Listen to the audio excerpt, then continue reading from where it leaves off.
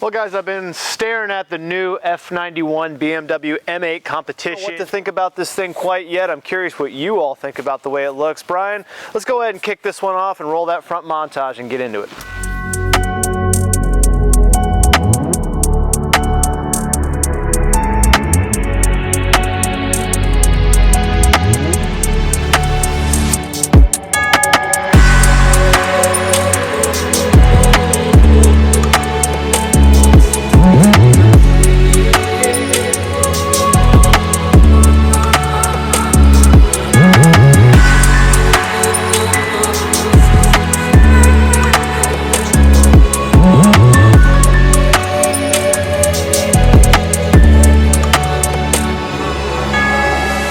Alright guys, this is the brand new, or the F91 BMW M8 Comp. We're on our launch point here. I'm going to go ahead and give it the beans and show you what it does. You ready for this?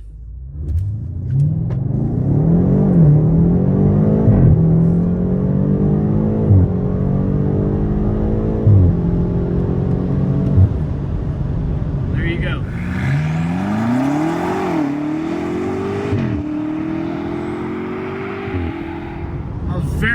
Very fast car. All-wheel drive. Thing really hooks up and really puts the power down. It's a lot of performance, 617 horsepower and 553 foot-pounds of torque. You do feel the weight though when you're coming into stopping points like this, also when the shift of the wheels, right? But overall, very capable, very fun car. And I'm really excited about it. Happy to show it for you guys today. Welcome back to Driven Productions. My name is Adam. Really honored to have you over here at the channel. If you're new to the channel, we produce weekly enthusiast-driven car content. And today we're talking about the new BMW M8 Convertible. This is the Competition. This has got the 617 horsepower and 553 foot-pounds of torque, 4.4 liter V8 twin turbo. This has made it to an 8-speed automatic transmission. I believe it's a dual clutch from ZF. Don't quote me on that, but I believe it is. And that allows this car, which weighs 4,250 pounds, to go to 60 miles an hour, guys, in under 3 seconds. In fact, Car and Driver got this thing to do 2.5 to 60. Now the reason why is because it's an all-wheel drive car. Now you can make it rear biased. So I'm very excited to kind of check out this new version. This is called the F91. They also have the new refreshed F92 that's recently hit markets for the 2023 year. But this is a 2020 vehicle. I believe, don't quote me on this, but I think this is one of 7 in the entire world. This is probably going to go down as one of the rarest cars in the world because of this color. It's non-metallic. It kind of reminds me of a Porsche color called pastel yellow. It's definitely not speed yellow from Porsche, because we had a 2RS and that was definitely not this. But I kind of like it. It's growing on me, right? Now, do you like the new refreshed body? You know, we used to have an F12 BMW M6 Gran Coupe. I'll put a little link right up here at the top of the screen. That particular video, I last checked it this morning, has 54,000 views, so we really appreciate your support on that one.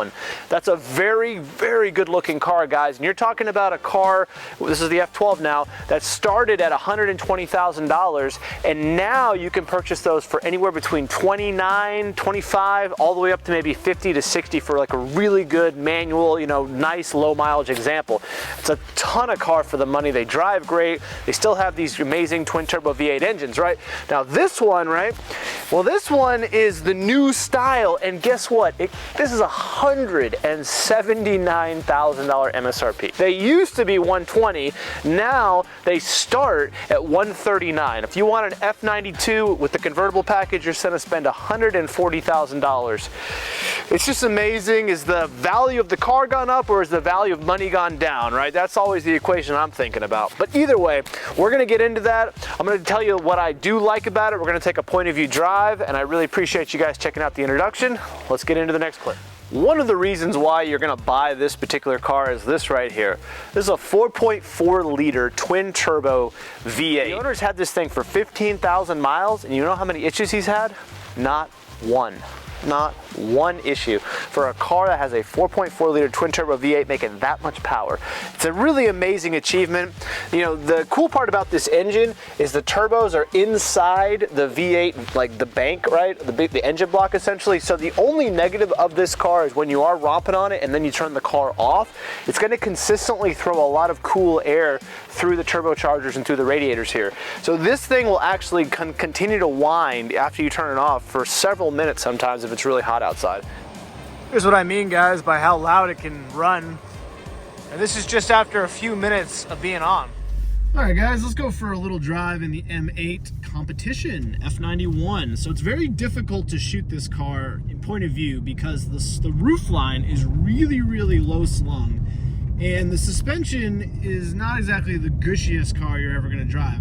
We're starting off on this back road, which we just shot all of our main clips, and it's a little bumpy. You definitely know you're in a sports car, but in the end of the day, it's not gonna beat you up. It's not a ZL1 1LE Camaro or anything like that, a 350R or anything like that, right? It still feels like a grand touring car for the most part. All right, guys, on the main road here. You know, when you're leaving it in automatic mode, it's got ample amounts of torque, but you can see, I mean, we're already in 8th gear doing 67. So it's tuned for fuel economy, even though you're only going to get 19 roughly on average. This is getting about 15 city, 21 highway, so definitely not a fuel sipper. It's a big V8, right? A lot of horsepower. But overall, you know, I like the way it drives when you just want to enjoy it as a daily driver. You know, it's very comfortable. You can easily take this and butter through traffic and butter on the highway. This road is a very bad road. It's eaten up most of these potholes, no problem. Most of the dips. So definitely a comfortable car. You know, this just feels more like a grand touring car than a sports car. Now, having said that, I'm gonna take it down some of my favorite B roads here, and we're really out in the middle of nowhere, and I'll be able to show you guys a little bit of how it works. So I'm gonna go ahead and put it in sport mode, and I'm gonna go ahead and put it in manual. So now it's on me to shift. I gotta say, the brakes, they're very good. The weight balance is a little bit front balance, like you definitely feel that big old V8, right? You definitely know that you're driving a 4,200 pound car, but it's amazing how much torque it has. God, when you really get the turbo spooled up, which is almost immediate, right? I mean, there is virtually zero turbo lag in this car, and none of these BMW engines have any turbo lag. You do feel the technology package, you know, when you're getting a little bit close to the center line, it kind of vibrates in the steering wheel a little bit. But it drives really good. I mean, for such a big car and such a comfortable luxury car, I mean, you can see there, it's maybe 40% throttle, and it's just blasting up this hill like nothing, right? So you have a tremendous amount of power. In fact, I feel like in a lot of ways, this is gonna be kind of like the Turbo S, where it's got so much performance that as soon as you get into the throttle, even 3-4 seconds, you know, you're going so far over the speed limit that you just got to slow down or take your foot off, right? So it's definitely not a car you're going to be winding out, you know, to really get the full experience. You're just going to be able to have max power anywhere in the RPM band. I mean, look at that. I mean, geez. Just giving it 60-70% throttle, you know, you're just rocketing out of turns. You know, really, I think if you're on a track and they say this is the comp package or the track package, like, yeah, I mean, I'm sure it's going to be great on a track, but you're going to roast those tires, man. You're going to absolutely be shredding some tires with the weight of this thing. It's going to be very similar to the GT500 Mustang, you know, where you're pretty much going to get maybe 2 track sessions out of a set of tires, and then you're pretty much done. Just because of the weight of that car, you know. Same with this. But, you know, it drives good. I mean, gosh, when you're really actually loaded up with the weight and you load it into the turns, like, it really does hook. And it's fun. You can definitely have a good time in this car. And when you don't want to have a good time and you just want to relax, you can take your foot off the gas, put it back in automatic mode, and just enjoy the luxury experience that it gives you. You know, let's talk about the elephant in the room, right? And the thing that every car guy has been talking about for the last few years when it comes to BMW, and that's the restyling. Now, I think you'll agree with me, and if you do, go ahead and go in the comments, but this is probably the best looking modern interpretation, modern design language of BMW, right? The M8. However, I personally think that the F06 and the F12s and those previous generation is still a better looking product. It's a little bit smaller, a little bit sleeker, and just frankly a little bit sexier. Is this a bad looking car? No, I don't think so. In fact, if you're looking at it in certain angles, like for example, when you're just looking at it straight on or straight in the back, it actually sometimes looks better than the previous generation. But when you pull it all together and you see the side profile, the thing for my eyes that throws me off is this line right here, right? It's just a little too wide back here, right? Especially because it's only running 285 tires. So if you're going to give it that nice, haunches and that big, rear end, so to speak, give it some 315s or 305s at least, right? Give me some good rubber back there to kind of compensate for that. So I just kind of feel that the overall spacing here could be, this wheel should be a little further out and give it a little bit of a wider stance. But overall, there's a lot of cool design language here. I love this side line right here. If you're not kind of paying attention to this is a really cool effect here.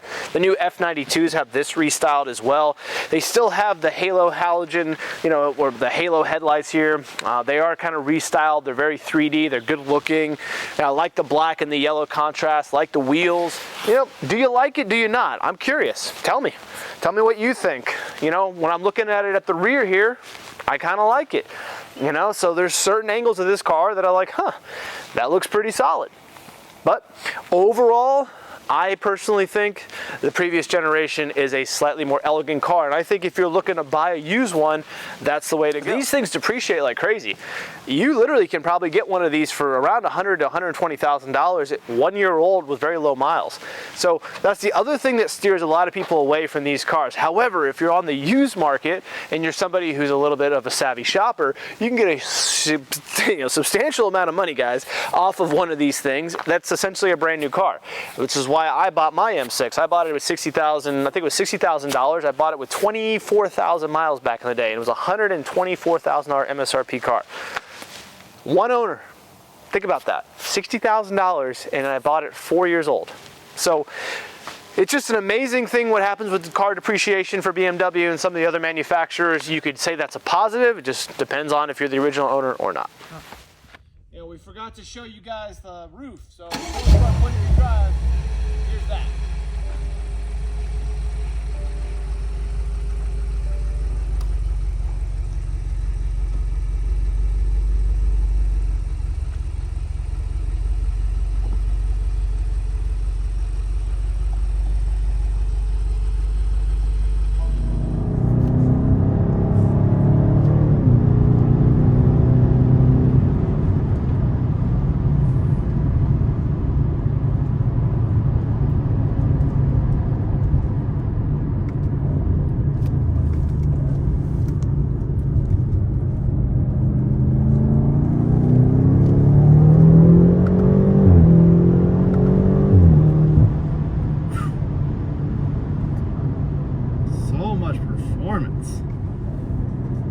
Really, guys, it's an amazing machine.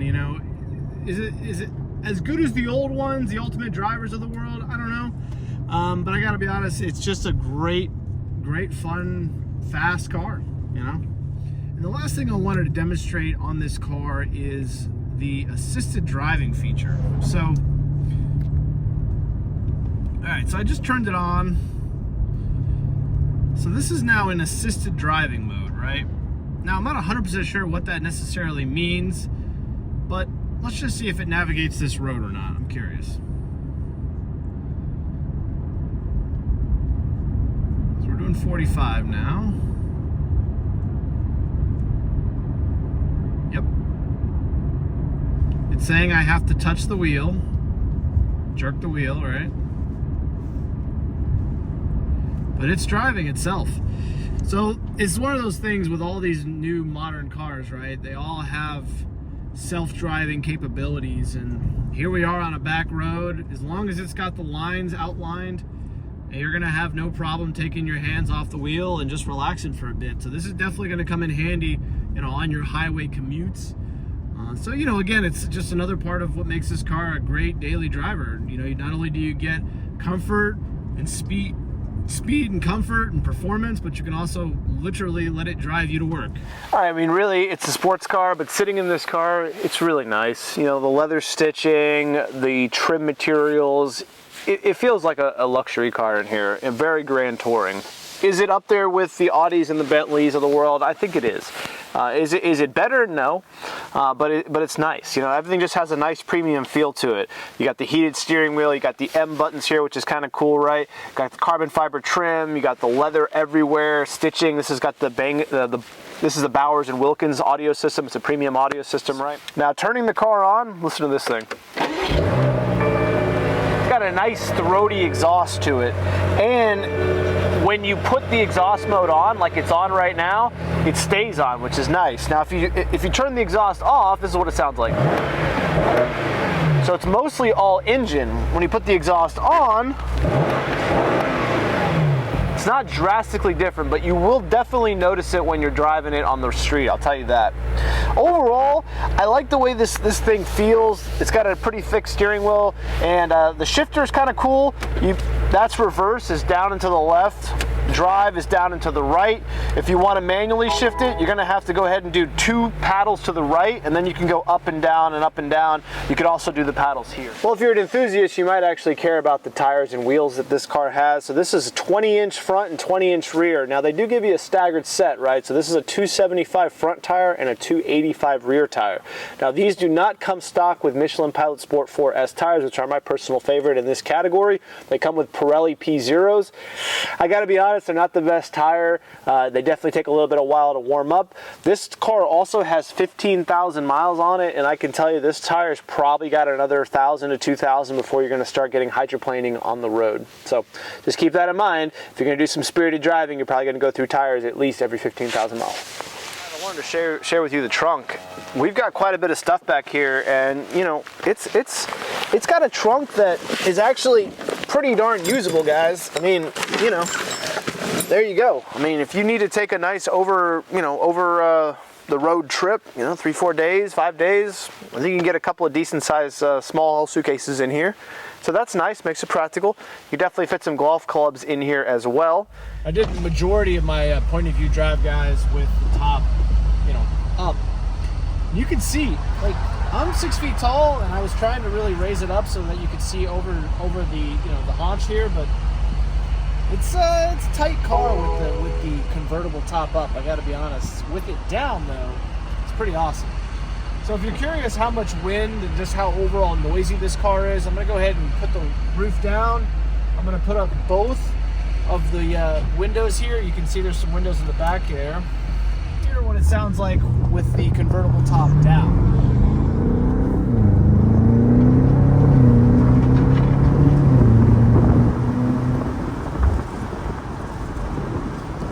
Much better with the top down, right? Especially on a beautiful spring day like today. It's like 70 degrees, couldn't be nicer out. I gotta say, it doesn't flow very much air inside the cockpit, which is nice. If it's cold outside, you can get away with going pretty fast. It's much better of an experience with the top down, right? It's louder, it just feels like it was intended to be. Just a convertible, of course.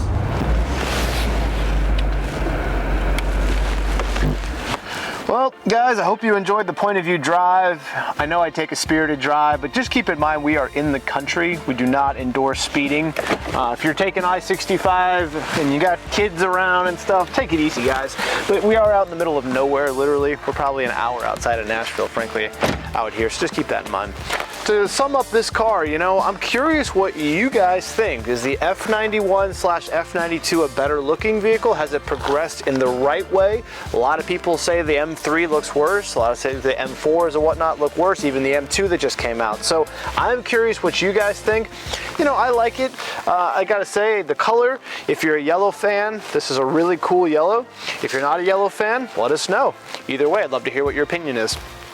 But overall, as a grand touring car, as a car that's comfortable, as a car that's very capable, this thing checks a lot of boxes, I really do. And if it depreciates $100,000 like it probably will in the first 3-4 years, then it starts to become a really good value proposition, right? Because then you could buy it and you could tune it up even more, probably get close to 700-800 horsepower out of these things, no problem. And then it's a really, really capable car, right? But even out of the box with 617 horsepower, I mean, you saw it, it screams, it rips, it launches, it's comfortable. It's a little boaty, you definitely feel the weight, but it's still very, very comparable to, you know, the Aston Martins of the world and a lot of their other higher end cars of the world out there, right? Especially in this competition form. So appreciate you guys watching as always, and subscribe if you like the content. You know, we just hit 6,000 subscribers on YouTube. This is still a passion project. Want to give a big shout out to Brian for doing amazing montages and being a part of this journey now for a couple of years, and just really appreciate you guys watching. And that's it for us, and we'll talk to you later.